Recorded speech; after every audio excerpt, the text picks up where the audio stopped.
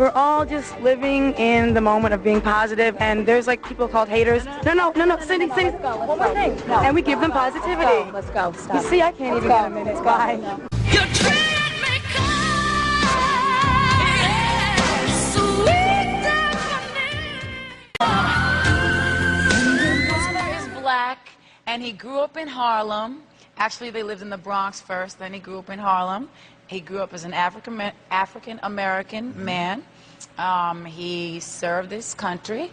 Beautiful. And his father's mother, so my great-grandmother, is Venezuelan.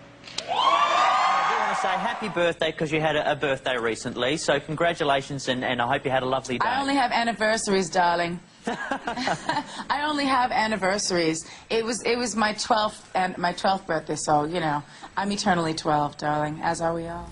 Are you still in love with Tommy Mottola? No, I'm not in love with him. I care about him as a person, and I would like to be able to talk to the good guy when he's being the good guy. You're looking tremendous for this time of the morning. I take it you're not really used to getting up this early, eh? Not really. I usually go to sleep around this time, so. Man, you're a brave one to come up here in the Nut Hut. This is your first radio interview? Yes, it is. How do you like it so far? Great. Part of this had to do with your sister. It's on the record that when you were very young, she was on drugs. Yes? Okay. That she was a prostitute? You must have known this. What was it like for a little girl? It was a very difficult thing to see. But I think what it did for me was provide me with an inner strength and something I knew that I didn't want to be. That's why I will never be a promiscuous person. I will never be on drugs. I'll never be too out of it to know what I'm doing or getting myself into. And because I saw these things growing up, I went the other way. Yeah, I met Eddie Murphy in the airport. Oh! So what did he say? Nothing, he just asked me if I was me, and I was me, so. You didn't have to ask him if he was him, though. No, I did, but you know, it was him, so. That's great.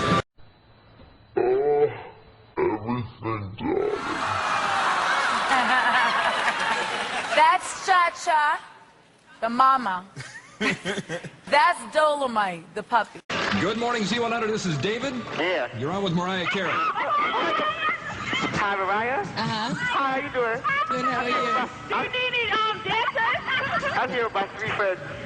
And we want to know is, we got two, first of all, I'm going to tell you, Vanishing is my song. Oh, really? Yes, it is. That's Mine my too. song. And we want to know, do you have a boyfriend that you still live in New York? Do I live in New York? And Yes. do you have a boyfriend? No, not really. Oh! Mariah! Yes. Hi, this is Tamika. Hi. Hi, I just want to know, do you need any dancers for your video? Maybe. Maybe? Yeah. You call my management company, Champion What I am, Entertainment. other than a person that needs one day, like this is my, kind of like my day off. We went to a hotel to try to have a festive, lovely evening. Because at your own house, you don't want to wreck everything. You don't want to, you know. Okay.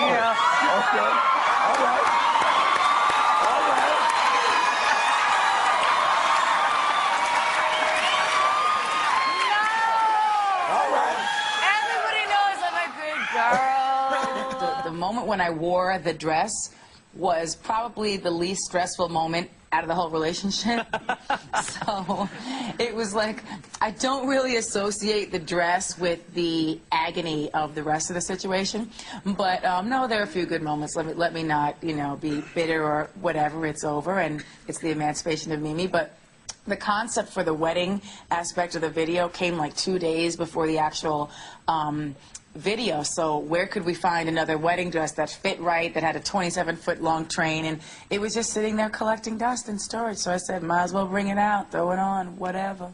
To a hotel, and he actually had all this, like, balloons and stuff, and I had sent him balloons, and we had roses everywhere and rose petals everywhere and all this stuff. Suddenly, the candles that were lit, I don't know what I smelled, but it was like, wow, is this a potpourri or what is this? And the drape went up in flames. Up in flames. And I was like this. Got up, took the thing, and then I was like, okay. What was Nick? Where was Nick? Nick was right there, but he said, yo, you really are good in a crisis situation. Have your phone number? Oh, get out of here. Come on, man. Sorry, it's unlisted. I don't want to play psychologist, but 20 years older than you, Tommy Mottola, was he your father figure? Probably, yeah. Is it true that Tommy Mottola was the first man that you went to bed with? You have said this. Mm-hmm. Yeah? What did you study when you were in high school? As little as possible. No, the usual. Survived the fact that you couldn't roll out there with makeup or hair, and the light came, I think it was natural light. No, it wasn't natural light. It was fluorescent light. Worse. It's worse. And you know what? Thank you, but I don't know about that. Yes. But can I say one thing? Yes. Can I say one thing? I was like, if people are going to think this is how I look without makeup, I'm going to be really upset. Because this is not my natural look. I don't wake up in the morning looking like this. No. Damn. I couldn't take it. So, but I keep trying to explain they enhance the ugliness. They put There is no ugliness. They had to bring it. They had to find some ugliness and put it on you. You have no ugliness. That is very nice. If I were to buy you some lingerie, what size would I get? I don't know. That's a pretty personal question, Mr. Leonard. Well, I'm looking on page 17 of Victoria's Secret right now, and I see something I think would look great on you.